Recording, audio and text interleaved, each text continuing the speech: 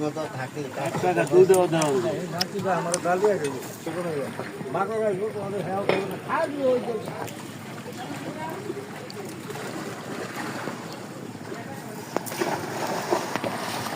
এক নাতি লইয়া দুই স্বামী স্ত্রী দুইজন কত সুখে পানি আল্লাহ হালাইছেন কোথাও ঢাকায় নিয়ে আসলে দোয়া করিয়া দিতে আবার দৈন ফিরিয়ে যান ডাক্তার এই মধ্যে কাজ করে এগুলোতে করেন অবহেলা করবেন পথ নাই যাইবি সুখিত হইতে থাকা